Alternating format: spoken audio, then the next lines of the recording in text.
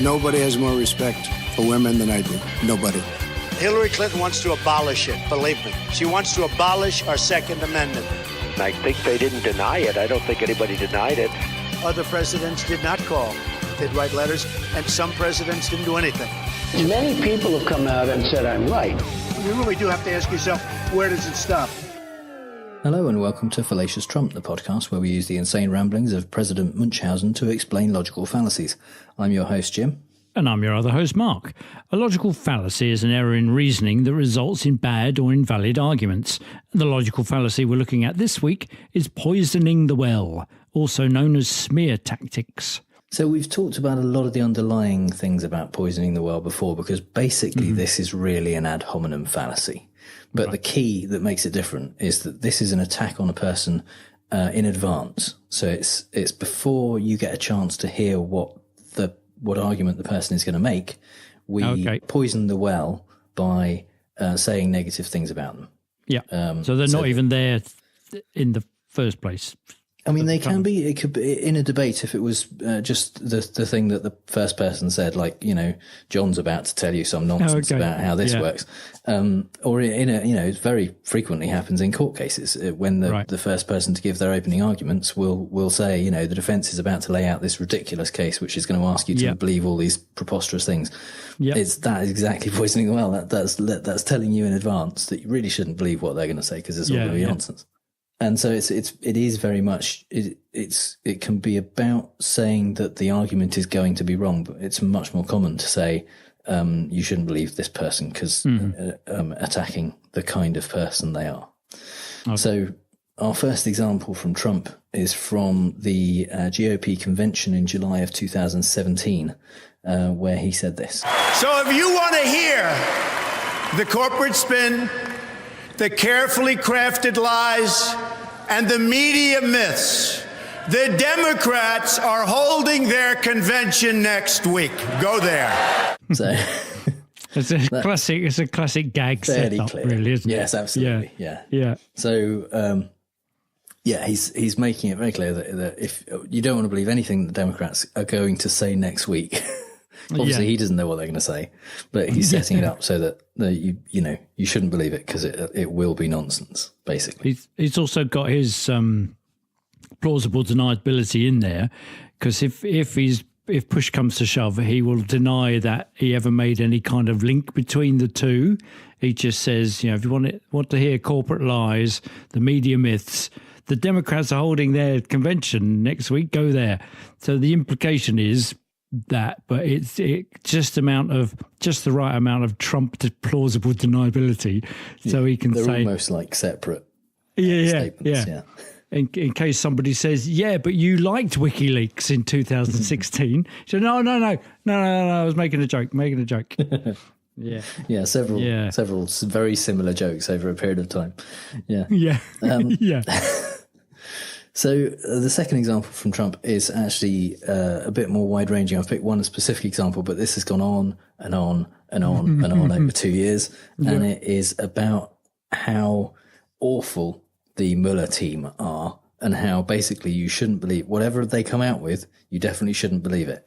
This changed slightly after the Barr summary said actually the Mueller report exonerated Trump. Which it didn't. But so suddenly the claim that you shouldn't believe whatever the Mueller report says didn't make so much sense to him. But for a long time he was saying this. But the person that appointed Robert Mueller never received a vote. Robert Mueller put 13 of the angriest Democrats in the history of our country on the commission. Now, how do you do that? These are angry people. You take a look at them. One of them was involved with the Hillary Clinton Foundation running it. Another one has perhaps the worst reputation of any human being I've ever seen. All killers.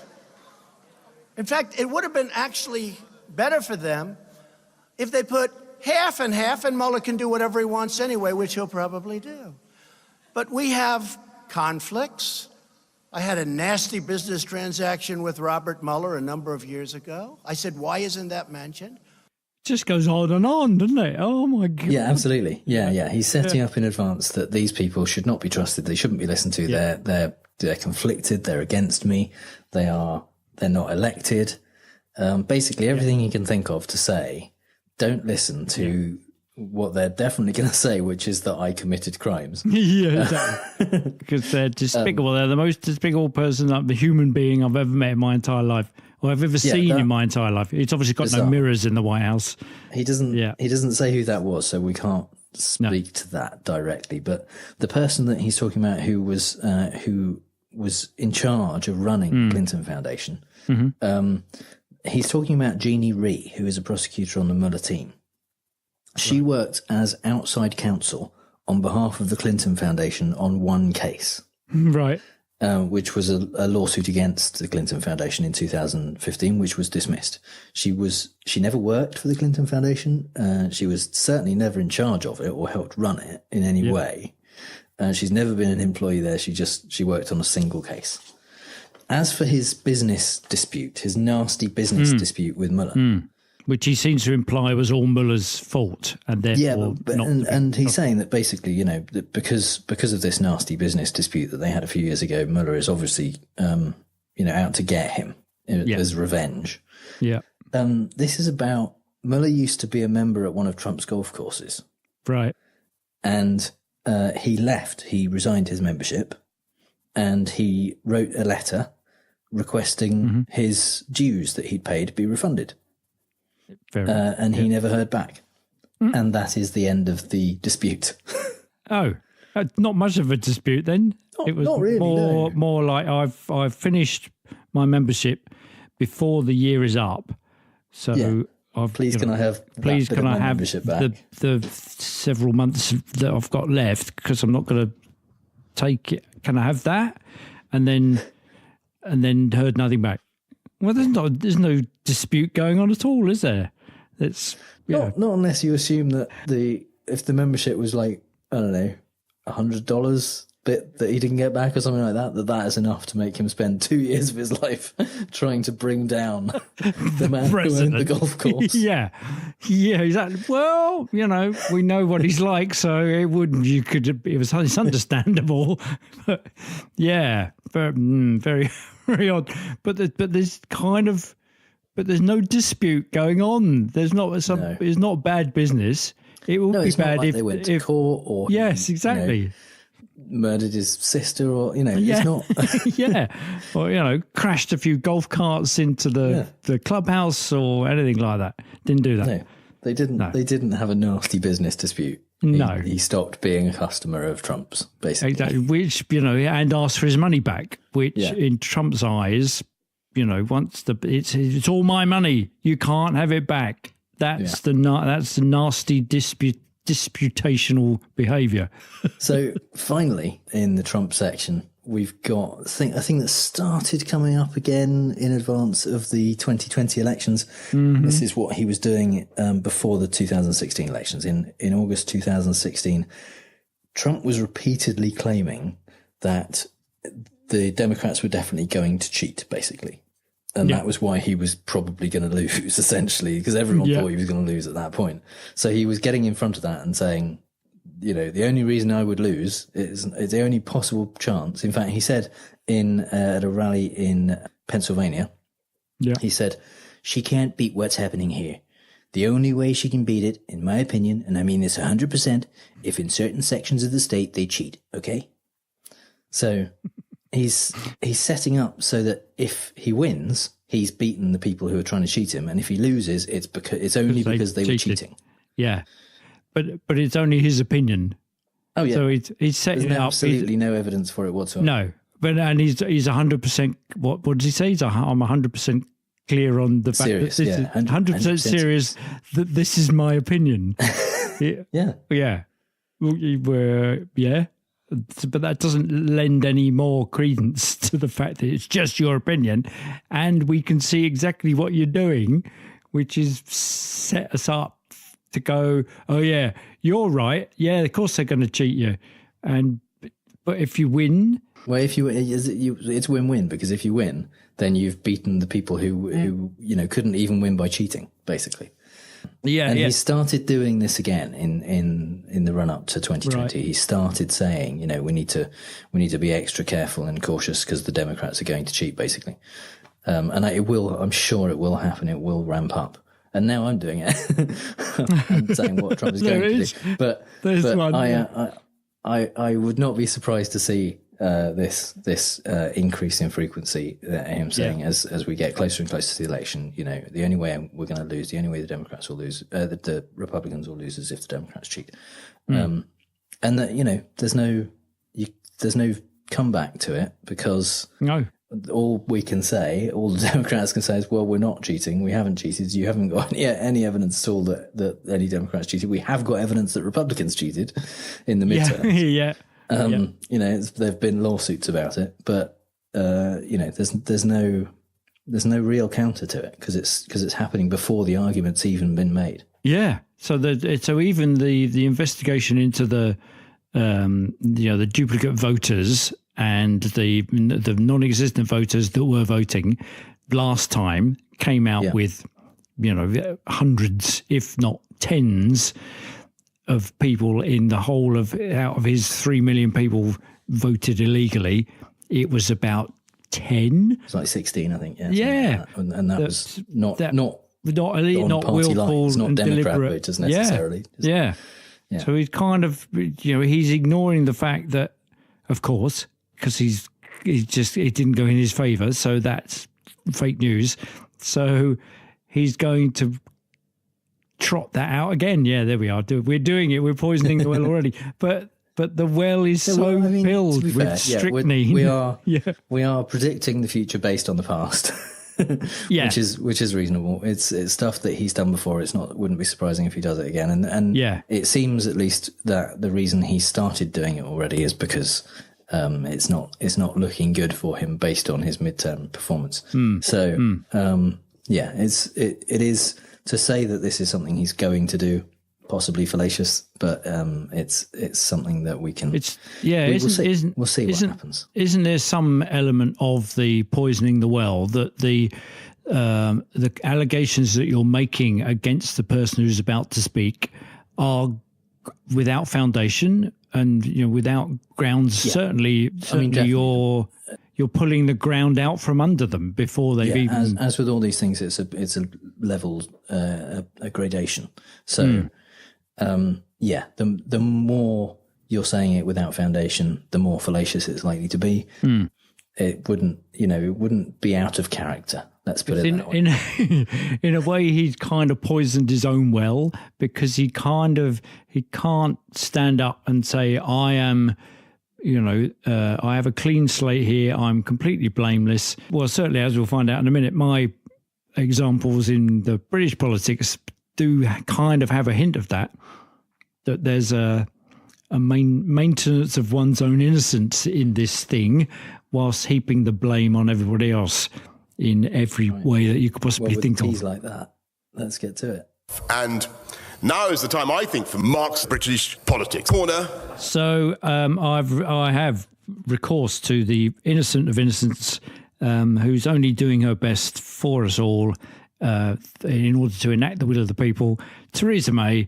So the clip that I'm going to play, we'll come to shortly, is the speech that she made to the nation following the failure to get her deal through for a second time. And just to kind of keep you up to date with what the timeline of events were, this all happened so quickly, I'd actually forgotten where we were in the scheme of things. Fortunately, there's a page on Wikipedia which kind of talks about the timeline of events for Brexit, and it's gone through with a rapid bunch of stuff. So in January, there was the first meaningful vote on May's deal. So May had constructed this deal with the EU, which she was going to present to the EU, which said, this is how we're going to leave the European Union, and I'm going to deliver Brexit on this basis. Her own cabinet, for a couple of hours, went, yeah, all right, that's really good. And then several people resigned afterwards, saying it was awful. On the 15th of January, she put it to Parliament and lost by the biggest loss in political history. So, and then there was several amendments to the various bits of deal that went on. She then brought the same deal back on the 12th of March, which lost again. Then that was followed by a vote on whether a no deal was acceptable on the 13th of March. And then there was a vote on getting Parliament. So the Parliament by this time had taken over the business of Brexit from the government, and Parliament itself put through a vote to say we must extend Article 50, which is the date when we're going to leave, because we haven't got a fucking deal in place.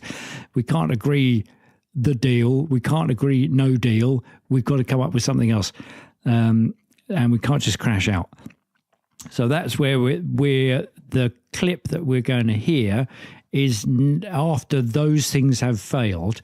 And during Prime Minister's question time on March the 20th, Ken Clarke MP, who's a Tory MP and father of the House, so he's kind of one of the oldest serving MPs in the House of Commons, said this. This House has voted clearly to reject leaving with no deal, and it's voted clearly to seek an extension if her withdrawal agreement cannot get a majority. But this House has not yet had the opportunity to debate and vote on the range of options for long-term arrangements. So would she arrange next week for indicative votes finally to be held so we can see where the consensus, where the majority lies? So this is Ken Clarke saying, OK, you've presented your deal. We don't like it. It's lost twice. We voted against no deal, so we've got to have some sort of deal, and not the one you're presenting. And we're not going to crash out by default because we've extended the date at which we're going to leave. So he's saying, accept some sort of defeat here, would you, Prime Minister? Just be a bit flexible, and maybe what we could do is allow the Houses of Parliament to come up with some other suggestions that aren't your deal and that aren't no deal. We know what they are. We don't want either of them. So let us, as a Parliament, suggest some suggestions and then vote on those to see where the consensus lies and where in which direction we might move. You would kind of think that's a pretty sensible thing to do. You know, let's find out what the mood is, what things are important. It's been 2 years.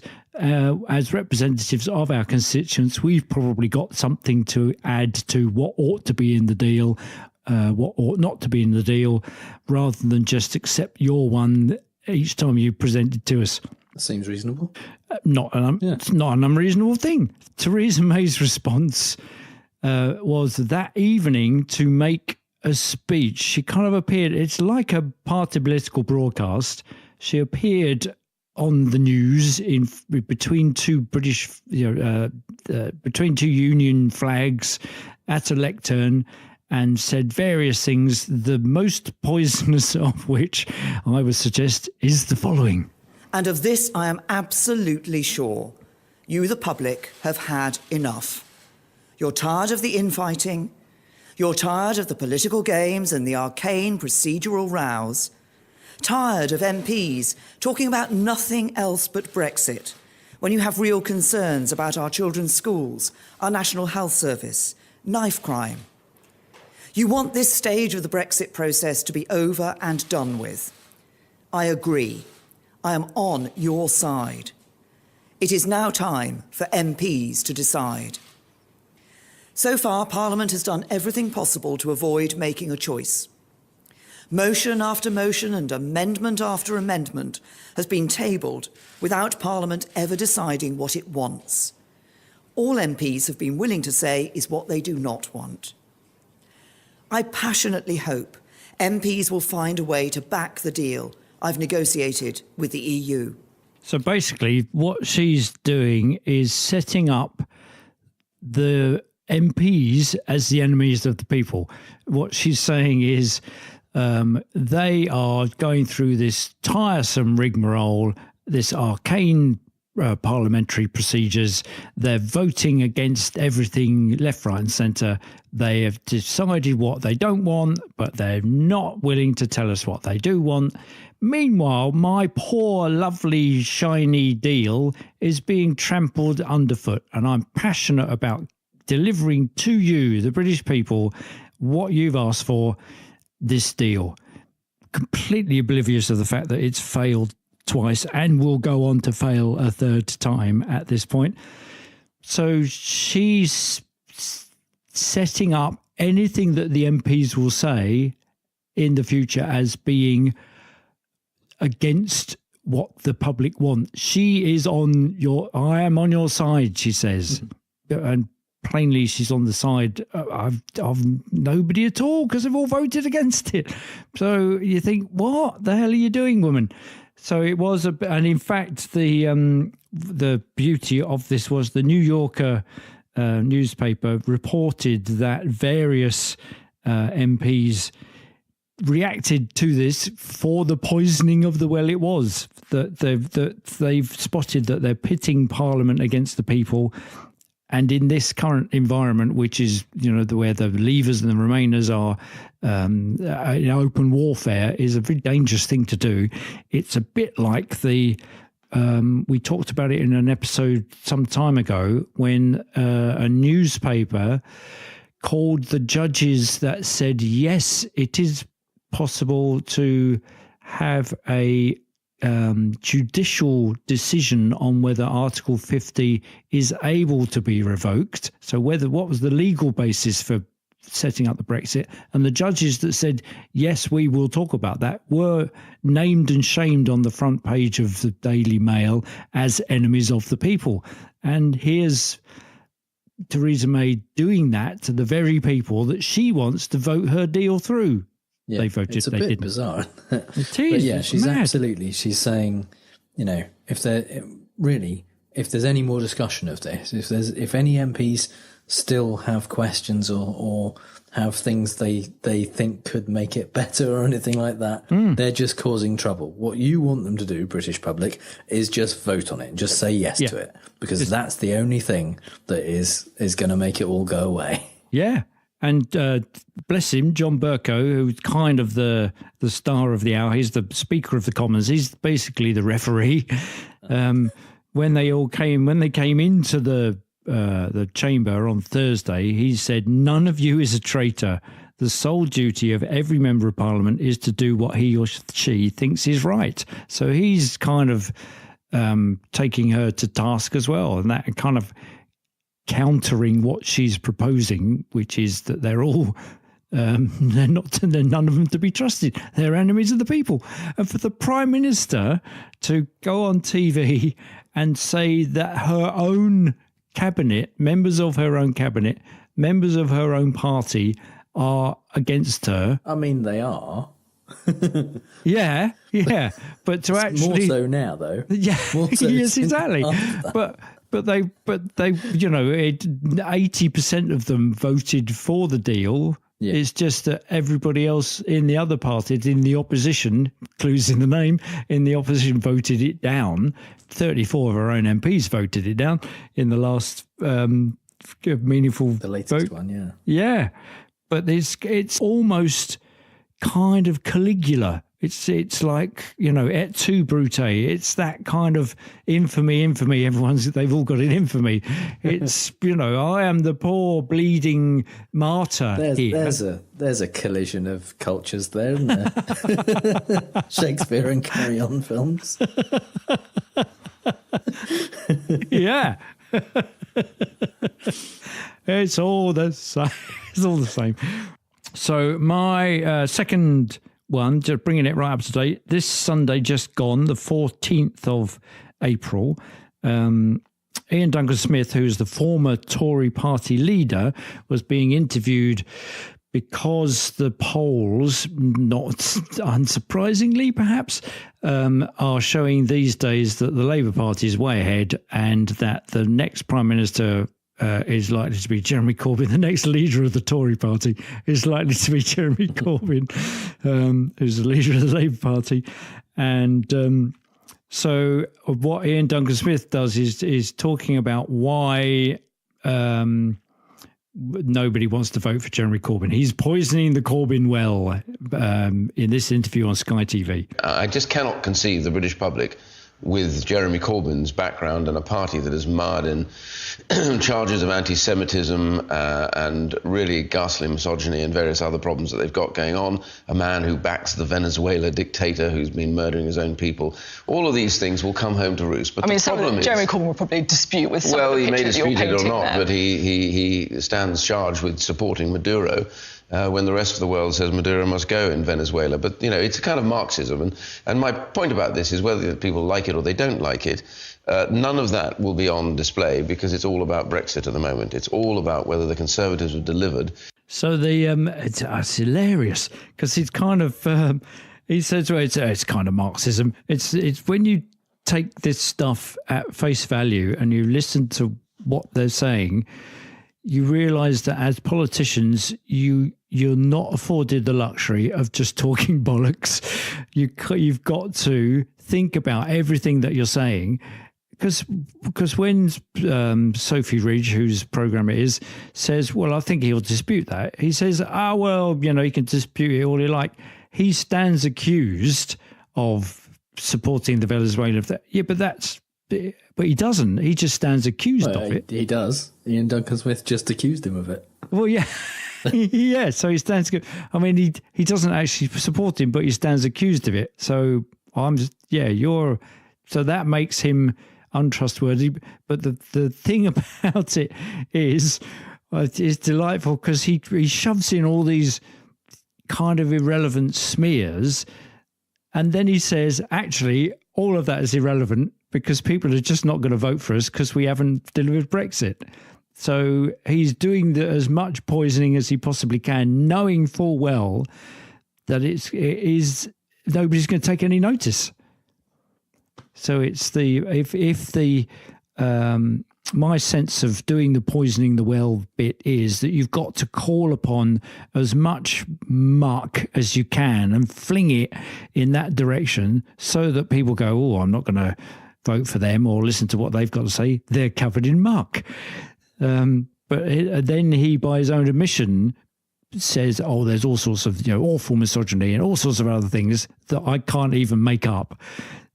He then says it's not going to make any difference because we're so mired in the dirt because we can't deliver Brexit.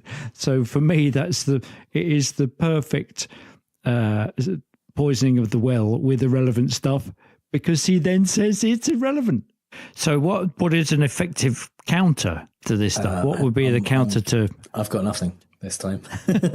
It's one of those ones where if people have a good enough memory, then when it proves not to be true, they will remember that someone said it. Or if in politics and in things like that, if the media hold people to account, when something happens, people can. Obviously, things like the election is going to be rigged bit is a lot harder because of the conspiracy theory thinking, because of the fact that it's unfalsifiable. Once the election's been held, if Trump doesn't win, he gets to say, see, I told you so. Yeah. And if he does win, it doesn't matter. So there isn't a counter to that one. We can just say, oh, don't be ridiculous, but it won't have any effect on the people who believe him. Where it is something like, this person's going to lie when they talk to you in a minute. If that person, when they do talk, can prove what they have to say or back it up with evidence or that kind of stuff, then that's it's more kind of revenge is living well than a counter, really. So there isn't much of an argument against that, unfortunately. Whereas there are logical fallacies that are used between two people in an argument. This is another one of those ones which is more commonly used to an audience. Right. And in that sense, although the victim of it can't counter it necessarily, it's useful when you're an audience member, as we all are, frequently, to try and remember that. And you can counter it in the sense by not believing people who say their opponent is going to do something. And just be skeptical, basically, whenever when anyone tells you what someone else is going to do or say. Yeah, there's the flag, isn't it? That's the flag. Yeah, absolutely. Which says what I'm about to tell you about the other person. As soon as they do that, you kind of go, this is going to tell me more about you than it is about them.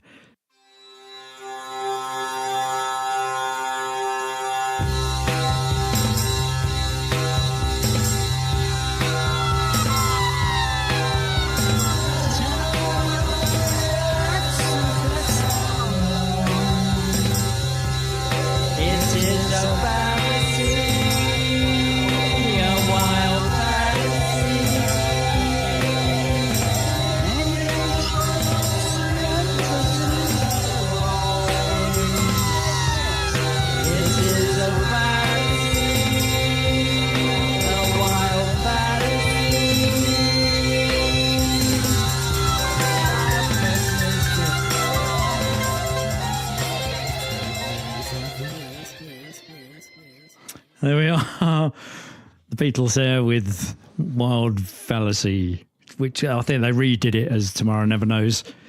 But, I was inspired by that because I've got a feed on my phone that Sean Lennon, John Lennon's son, and his band, the something Lennon Delirium, did a version of that with the bass player from Rush, I think, some thing, and it was billed. What I found it charming was it was billed by the other member of the band saying, "Here's a clip of us playing Sean's dad's song," which I thought was great. But yeah, excellent.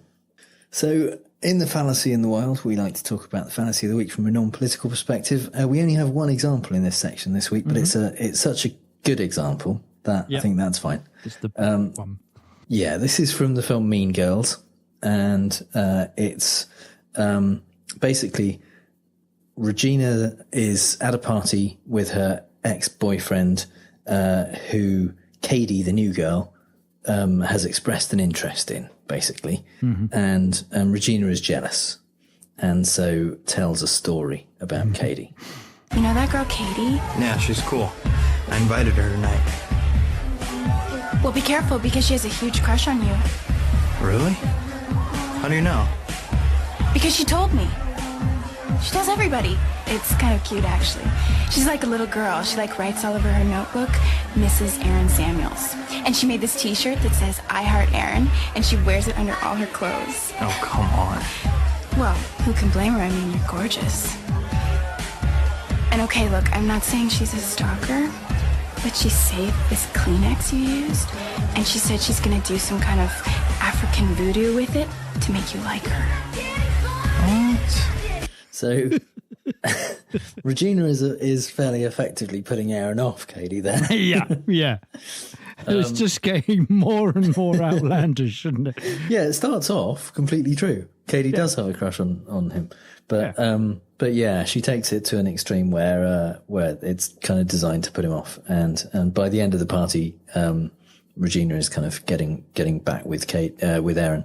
So, well, the telling line in there is, who could blame her because you're gorgeous? And go, there's the one moment there, and it actually goes on to she's got a T-shirt with I Heart, whatever his name is, on Aaron, that she wears under all her clothes all the time, and it's just going mad. And actually, listening to that, I could see the shape of Trump's Mueller thing, kind of playing out. Where it just gets more and more ridiculous and more, and you think Trump is just a petulant teenager when it comes to that. And no, you shouldn't listen to him because anyway, and he poked me once and told me he hates you.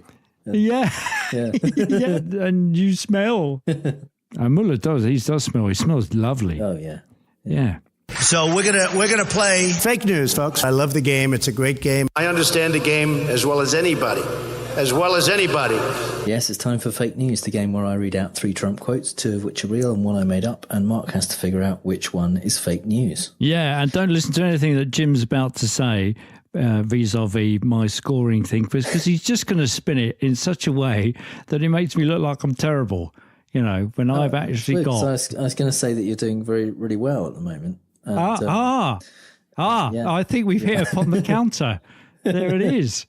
Because you could just say, oh, that's funny you should say that, because what I was going to say was, then you say something that if it's thought of as a lie, is actually a reverse insult. See, maybe that's why Mueller decided to put in stuff about Trump not committing collusion. Yeah. Because it's just he's countering all of the stuff that Trump's been saying all this time.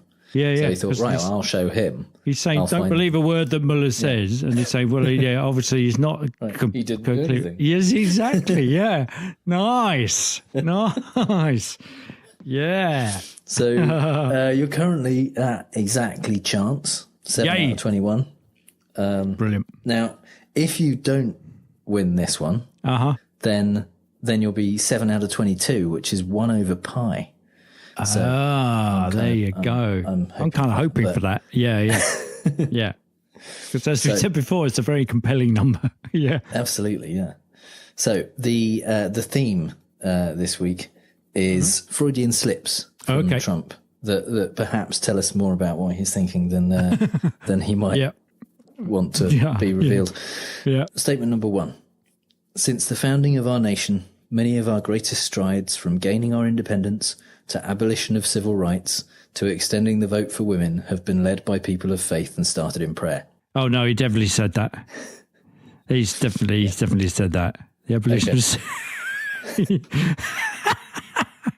Yeah. We have, and do you know what? They have been led by people of faith and started in prayer. Absolutely. Yeah. Okay. Yeah. Number 2. Okay. Democrats won't stop until your taxes are higher, our borders are torn down, and illegal immigrants are allowed to vote, because that's what they really want in the end. But neither will we. And statement number 3. Yeah.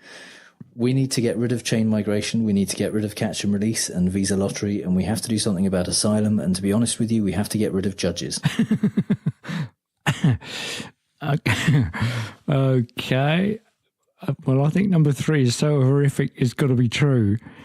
The founding of a nation, many of our great strides, all of that stuff, all those really good things.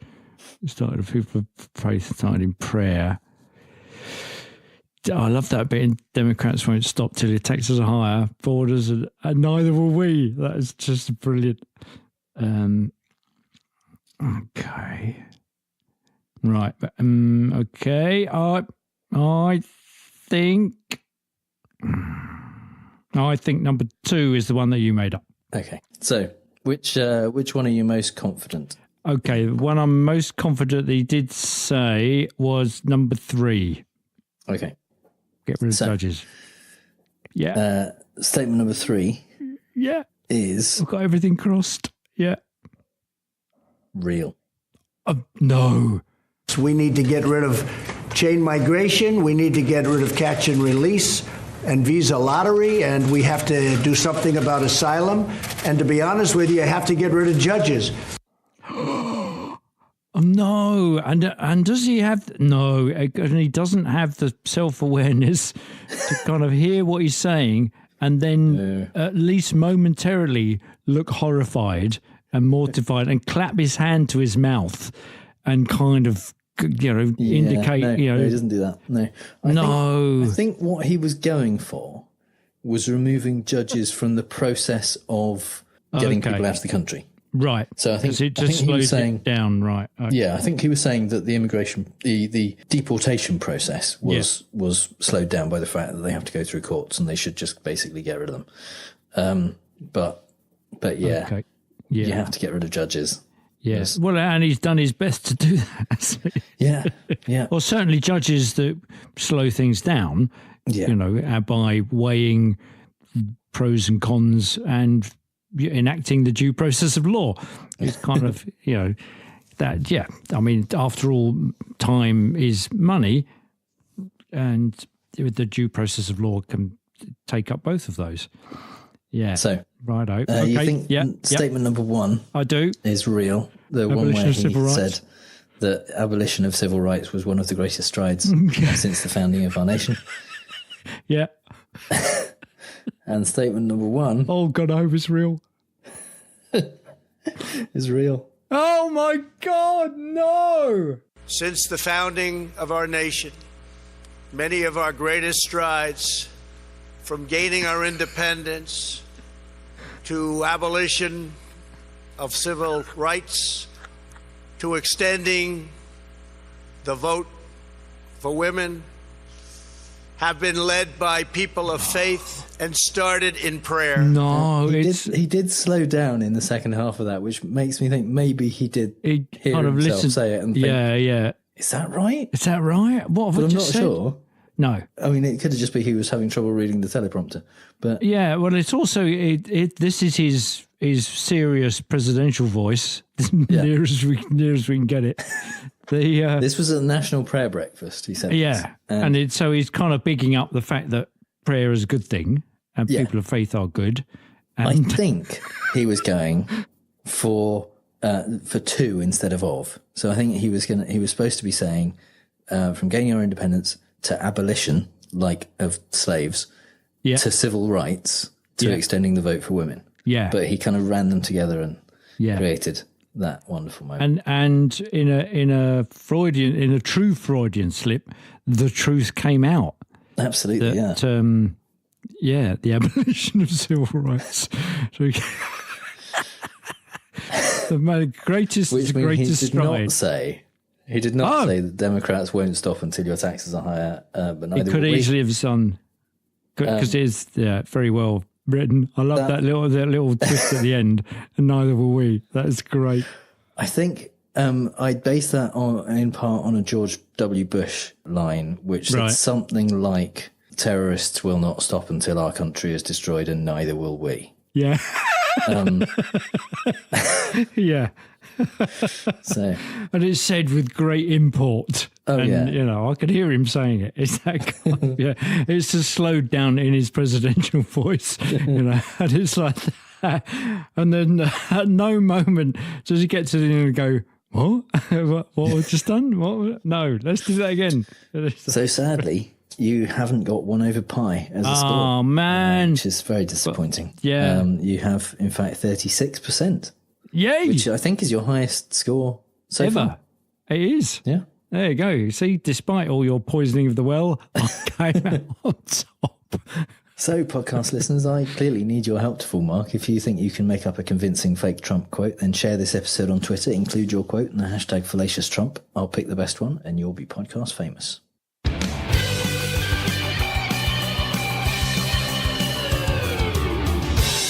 So this is the part of the show that this week at least is called Congressional Dish is Not a Logical Fallacy, because I'm joined this week by Jen Briney, the host of the Congressional Dish Podcast.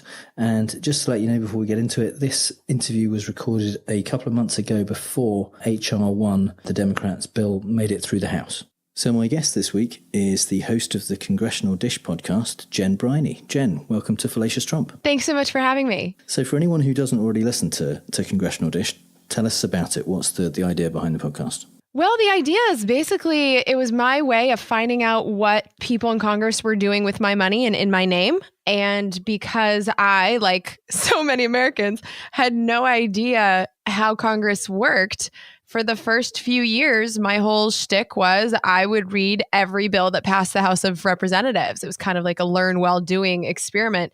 And what I learned is so much. I'm still learning. But pretty much it's almost impossible to read every bill. There's so much that happens in Congress that I would need an entire army of journalists to help me cover everything. So I'm just learning the importance of how the system works and what our role is in the world. And it's really a sourced piece of my journey to understanding what my country is doing. Because what I think is really important is, I'm on my own journey to figure out what's happening. But in my show notes, I give people all of the sources to everything that I talk about. So it's journalism, but at the same time, I don't have all the answers. I'm looking for them. So I'm trying to find that happy medium of giving information, but also finding it at the same time. Excellent. And you're giving other people the opportunity to go away and do their own research at the same time as well.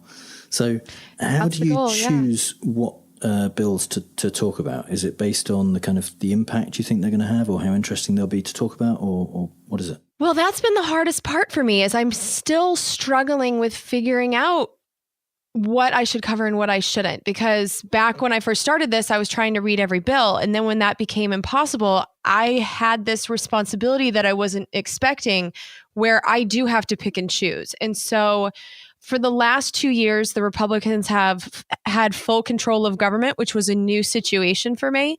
So I focused on the things that they were working on the hardest and things that became law. And there's still so many laws that they passed that I haven't been able to touch. They did so much work in those 2 years.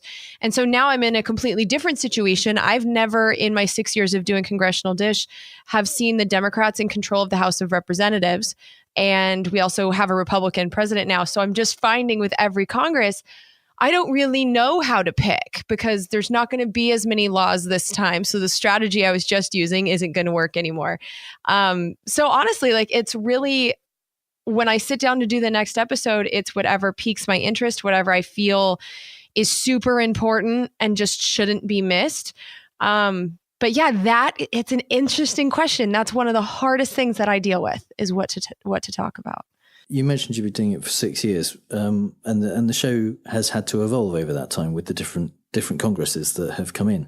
What impact did Trump have on the show? Did you kind of change the format or the content, or did you just kind of focus on different things? What effect has that had? Yeah, I did have to change things because of his ability to sign the laws. Because when I started doing the podcast, the dynamic was that there was always divided government. The Republicans had the House of Representatives the whole time I've been doing this. And I always had President Obama stopping a lot of what they were trying to do from becoming law. The big switch in the 115th Congress was that Trump was there and he would sign the things the Republicans were able to pass with or without Democratic help. And so that whole dynamic really changed how I had to attack the Congress, because there were certain things that I could kind of brush off as impossible, like the effort to repeal the Affordable Care Act. That's the best example I have. Back in the Obama years, he was never going to sign anything into law that destroyed his healthcare system, but Trump would. And so that became a very real danger in a way that it really wasn't just a couple of years ago. So that's how he changed my job, where it was like things that I wasn't too worried about before, I became extremely worried about. And it did change the direction of the show, because I had to start paying a lot more attention to what the Republicans were doing that actually had a chance. Okay. And you go into such a lot of detail in the stories that you cover, the bills that you cover. Do you do all of that research yourself, or do you have a team that kind of helps you? How does that work? Yeah, the research is all me right now. I had a researcher who was helping me for 2 months and I just couldn't afford to keep him. So that was tragic. Yeah, I could use research help, but right now it's all me. And that's okay. It's my favorite part. It's the stuff that I enjoy doing. But there's just so much information that gets by me, and that's what keeps me awake at night. But yeah, it's just me right now. Have you ever kind of done quite a lot of research into a story, or gone far into it and then decided actually this isn't interesting enough to cover? Or Oh yeah. Oh yeah. Yeah, we call those duds, where I watch an entire hearing or I watch a couple hearings on a topic and there just isn't anything there. There's also bills that I've read where I look at the title and who wrote it. I'm like, oh, this is going to be a scandal. And then it's nothing. That's one of the most frustrating parts, is if I start an episode cycle without really having an episode, I can waste an entire week researching stuff that there's no there. So yeah, that's a problem.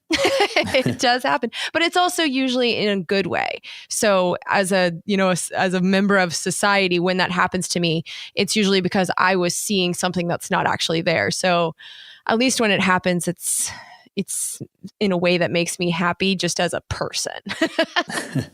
And by contrast, has there been stuff that you kind of started thinking, well, I might spend 5 minutes on this, and it's turned into something huge? Oh, yeah. Yeah. That's my favorite thing in the whole world. One of those, this is the perfect example of this. There was a line in the State Department budget for the National Endowment for Democracy. And I'm like, what's this thing? Well, it turns out that this is a thing that has been involved in the United States trying to overturn the governments of other countries for decades. And once I jumped in that rabbit hole, I found out that a quarter of its money goes basically to the Democratic and Republican parties. And the people involved in this are like Madeleine Albright level of party stars. And I picked that name on purpose because she's the head of one of these things. And it was just one of those, it was a line item, you know, and it was this fascinating journey. I did a whole episode about it. And that stuff happens all the time. It's my favorite part of the job. Excellent. Yeah, it does sound like that. Sometimes it's the story seems to be going in one direction, and then you're like, well, and then I found this out, and then that turned out to be really cool. So. Yeah. And my husband gets up at 3 a.m. He's like, what are you doing? Why are you still awake? I'm like, I found out these things. So when I'm manic, he knows there's a good episode coming. So how would you describe your own political views? Oh, ever evolving. I mean, this podcast has completely changed the way that I see the world, to the point that, you know, when I was 18, I voted for George W. Bush, a Republican president, because my parents were Republican. I mean, I really was that basic. I was raised by Red Sox fans, so I'm a Red Sox fan. I was raised by Republicans, so I'm a Republican. That's as much as I thought about it. And now, I mean, they started a war, and one of my best friends had to go to Iraq twice. You know, so that definitely changed my mind on like party loyalty. And then when I started doing the podcast, I wasn't looking for this, but I couldn't help but see how these bills and laws are really written to help companies make money, and in a lot of ways that hurt the workers, hurt people like me. And it was not just the Republicans, it's the Democrats too. So what I'm seeing is we're told that the two sides in this country are left versus right and red versus blue and liberal versus conservative, but really it's these corporate interests versus the rest of us. And sometimes the priorities overlap, but most of the time they don't. And I was just blown away by how once you start seeing that dynamic, it's impossible to unsee. And I wasn't expecting it. And it's changed who I am and how I see everything. So that kind of level of the influence of corporate interests and stuff, that's led you to your value for value model, hasn't it? Tell us a bit more about that. Yeah. I mean, back in the beginning, I kind of had to do a listener supported model because advertisers won't even talk to you until you have 5,000 downloads per episode. And I wasn't there yet. I'm beyond that now. But back in the day, it was kind of like, oh, so I kind of need to finance the fact that I have no job right now. And so I was forced into it in the beginning. But then as the advertisers started asking to be on my show, that's when I had to ask the big question of, you know, what is it about the media that is stopping them from talking about the stuff that I'm talking about? And I think it's the fact that their paychecks come from advertisers. So if Boeing, for example, is paying for these television journalists, which they are. You watch TV, like who's buying a plane? The reason that Boeing has advertisements is not about us, it's about paying them. And so you're not going to hear about the run up to war. You'll hear about when the war starts, but you're not going to hear the 2 years that preceded that. And so I was looking at that dynamic and I was like, I just don't want to even set myself up to let that happen to me. You know, like I want to be able to be accountable only to my listeners and to have my customers be my listeners instead of my customers be the advertisers. And so now that I'm telling advertisers all the time, like, I'm sorry, I don't accept advertising on my show. I'm actually even more happy that I made that decision because it's a beautiful community that we've created. I'm not afraid of saying anything because I've definitely said stuff that's controversial and people do fire me, but just as many people start paying after I say it. So it's like, I'm really not afraid of saying anything that I believe to be true, no matter how different it is from the common wisdom. And I would not have that freedom without my funding model. I believe in it so strongly in a way that I didn't know if I would when I started, but it's a beautiful, beautiful thing. And right now we're in an interesting position because we've had I think it was over 1,000 journalists from a bunch of different publications just get fired. And so there's a big conversation right now about how do we fund journalism. This method is working. You know, if you trust your audience and you serve them and you serve them well and they trust you and you prove where you're getting your information from, people will voluntarily pay for things they believe in. So it's giving me a renewed faith in journalism. It's giving me a renewed faith in my fellow man, you know?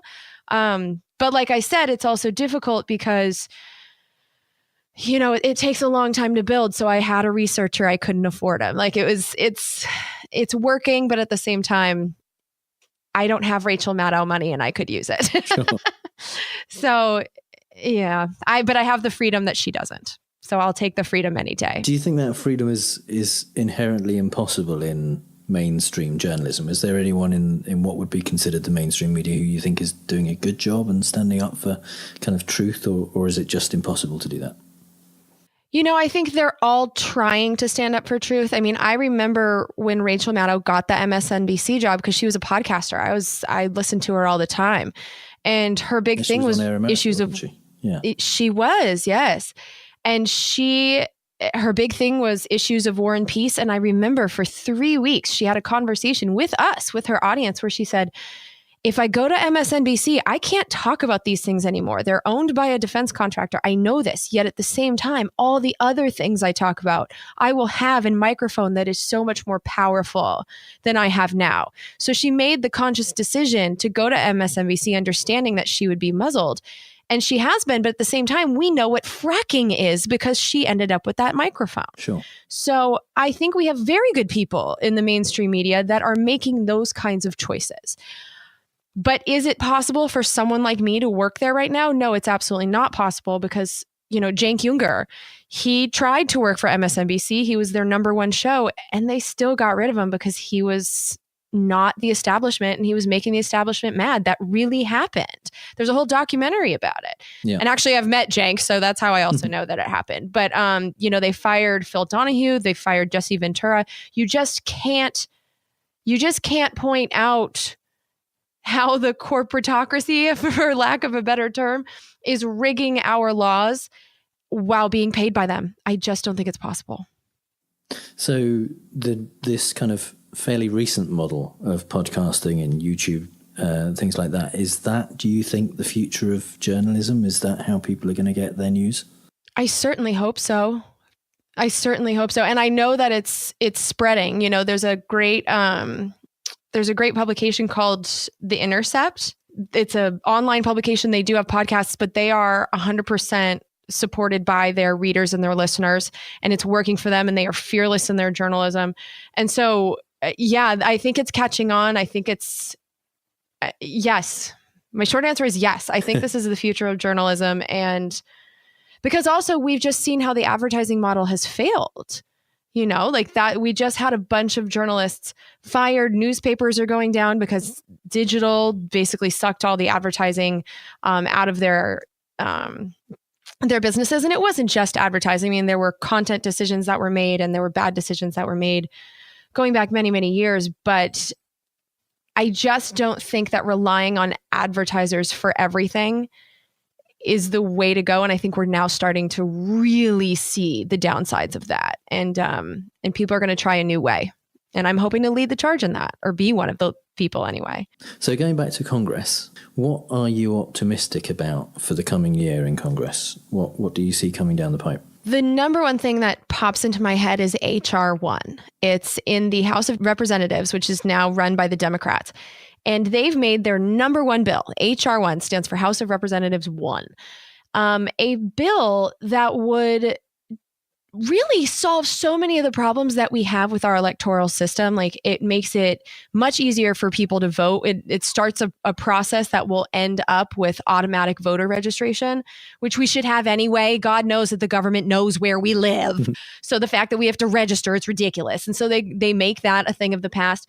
The most exciting thing about it would be the redistricting plans. So instead of the states creating the districts, but the problem with that is that whoever controls the Secretary of State's office, whatever party, is able to rig the districts in their favor, and it happens all the time.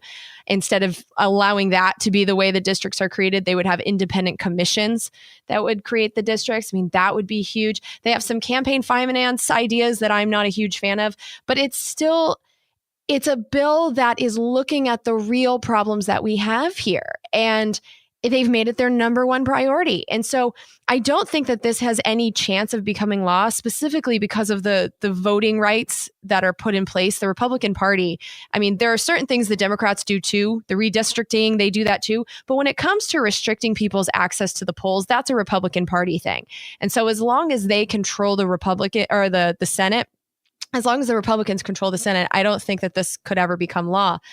But the debate is going to be had. And it's going to be so fascinating to watch people defend and how they defend these things that keep us away from the polls and the rigging of districts. I mean, how are you going to defend this? I can't wait to see what they say out loud. And then I'm also like the idea that for 2 years, they're going to craft this bill and then maybe it can become law in 2021, which would be amazing. So I actually have hope now that at the very least, there's going to be some attention paid to the problems that are at the root of everything else. Whatever your issue is, these are at the root of it. Money in politics and the rigging of our elections. I mean, I know that sounds extreme, and I don't mean that they're switching votes, but when you stop people from voting and when you draw maps around your voters, it's a form of rigging. We have to solve that. And it's finally going to be discussed in Congress for the first time since I've done Congressional Dish. So I'm very excited about that. I'm also, since we are on Fallacious Trump here, very excited that the things that the Republicans and Trump want are going to be much harder to make into law. Much harder. It is going to be more dangerous, though, as we've just seen with the shutdown. So that's also the concern, is that every time we have to fund the government, there is an opportunity to shut down the government unless you make this thing law. So that's going to get more contentious, but there's really only, I mean, once we fund the government for 2019, there's only 2 more times that this could possibly happen, because we only have to fund the government once a year. Sort of. I shouldn't say that because then they extend it like bits and bits. I don't know. But that's the one thing where I'm like, okay, this is going to get uglier. But giant tax cuts for the rich, those days are over for the rest of these 2 years. I'm really not afraid for the Affordable Care Act now in a way that I was just a few months ago. So yeah, actually the fact that nothing is going to happen is the thing that's making me the most happy about this new Congress. It's going to be interesting times. It's going to be it's been interesting times for the last few years, but it's going to be an interesting couple of years in terms of both the discussions that they're going to have and some of the hearings that I think they're going to come from the House of Representatives. Totally. And that's why for this next Congress, one of the ways I plan to tackle it is to watch a lot more hearings and give people the highlights. Because hearings can easily be 3, 4, 5, 6 hours. Sure. But, usually there's one storyline that's really the most interesting thing. So if you just cut the fluff, you can really hear the best conversations. And I'm going to do a lot more episodes like that because actually, as we record this is the first day of hearings in the 116th Congress, and there's already some good ones. So I'm super excited. It's going to be good. I think it's going to be, at least for my show, it's going to be good. But it'll definitely be fun to watch at the very least. Excellent. So if people want to find out more about you and listen to your show, where should they go? So Congressional Dish is available anywhere you can find your favorite audio. We're on Apple Podcasts, we're on Spotify, we're on Pandora. And then you can also find all the places that you can hear it on congressionaldish.com, which is also where you can get the sources, because I do think it's important to know where I'm getting this stuff from. Jen Briney, thank you very much for joining me. Thank you so much for having me.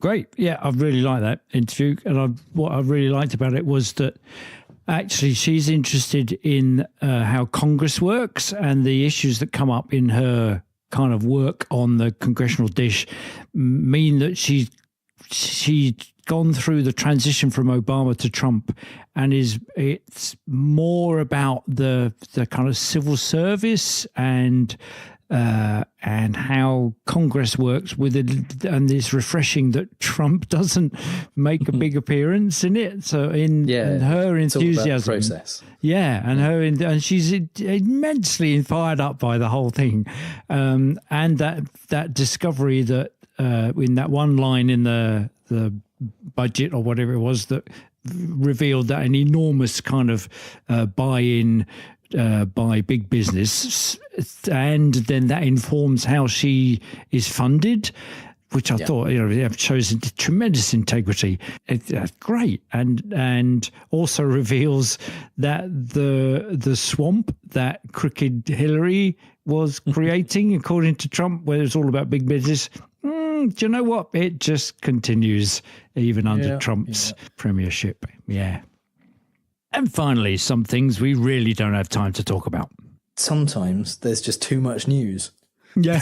Yeah. There's such a lot of news. So much in this past week. It's been ridiculous. It really is that we don't have time to talk about it. It's just we've had to put this recording off by a few days because of work and because Mark was a little bit ill. And during that time, I've actually replaced 4 of these stories. Just in those 2 days. Because too much happened that I had to fit in there somewhere. So anyway. It's unbelievable, wasn't it? So Trump met with Border Patrol agents in Calexico last week, where he had a message specifically for those seeking political asylum in the US. Bring me your tired, your poor, your huddled masses yearning. No, wait, that's the wrong quote. He said, "We're full. Our country's full. Can't come in." After urging agents on camera to violate international law, he allegedly told them behind the scenes to defy any judges that gave them any trouble.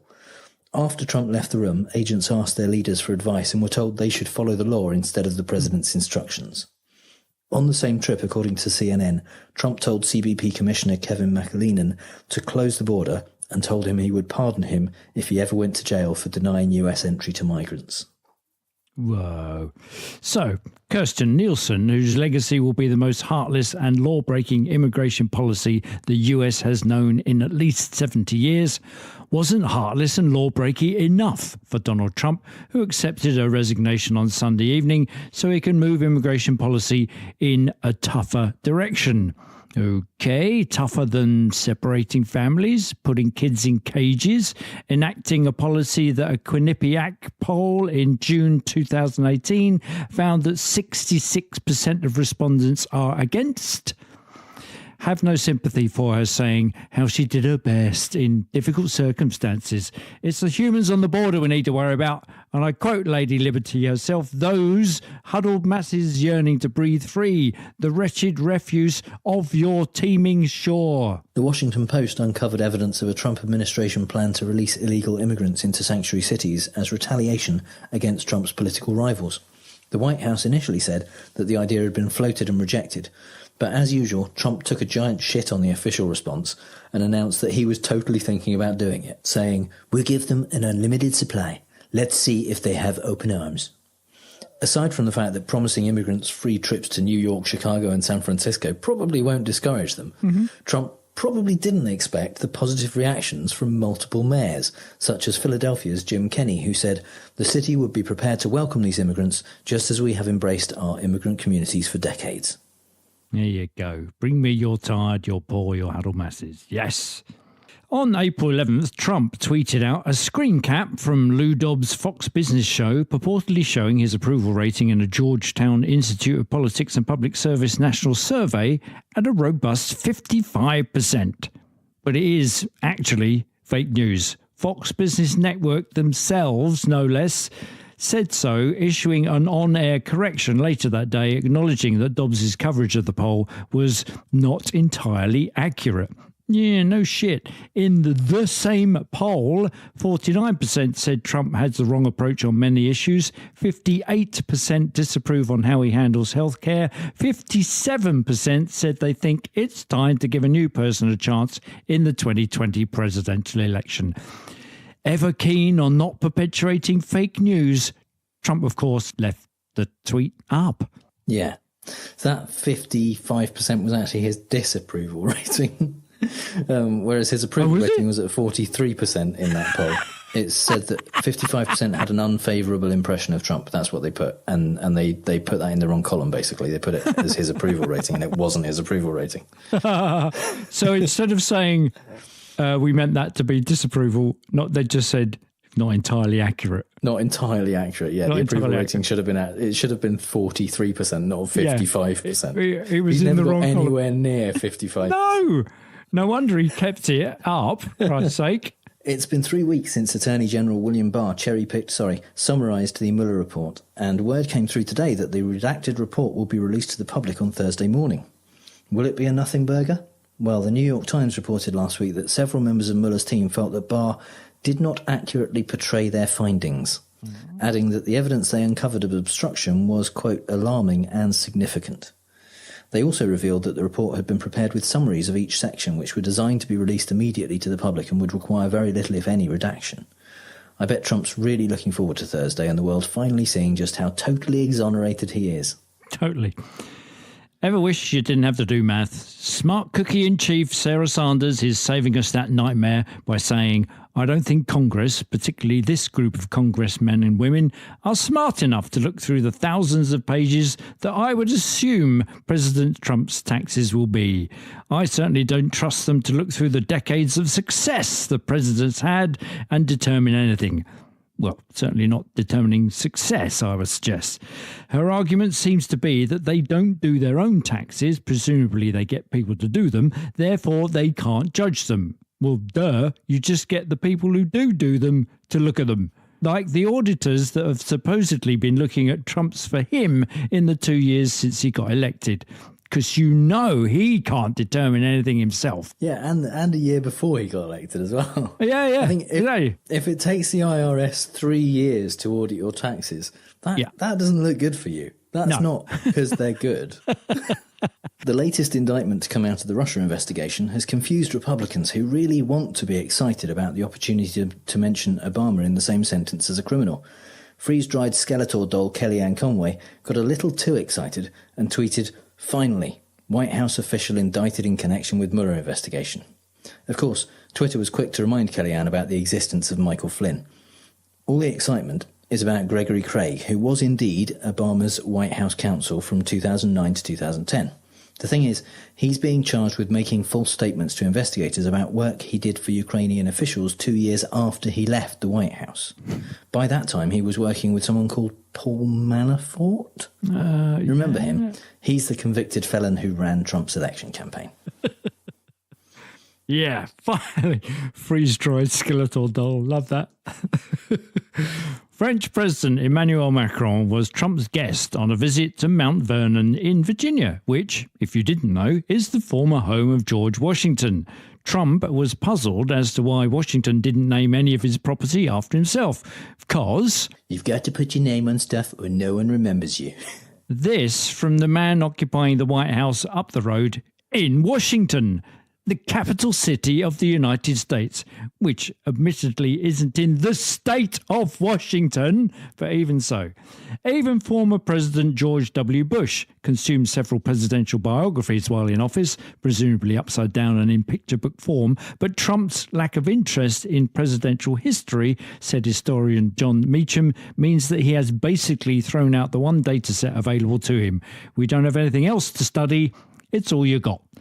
A bit like being a property developer without having read about how to do it, or being a CEO without studying other CEOs' 7 successful habits. Yeah. So that's all the bad arguments and faulty reasoning we have time for this episode. You can find the show notes at fallaciostrump.com, and if you hear Trump say something stupid and want to ask if it's a fallacy, our contact details are on the contact page. And if you think we've used a fallacy ourselves, notwithstanding poisoning the well, let us know. And if you've had a good time, please give us a review on iTunes, Stitcher, or wherever you get your podcasts. And you can support the show on our Patreon page at patreon.com/ftrump, just like our newest patron, Keelan Simitovich. Fantastic. Thank you, Keelan, joining and paying us money and listening to our stuff. It's great. You can also connect with us and other listeners in the Facebook group at facebook.com/groups/FallaciousTrump. All music is by The Outbursts and was used with permission. So until next time on Fallacious Trump, we'll leave the last word to the Donald. That's right. Go home to mommy. Bye.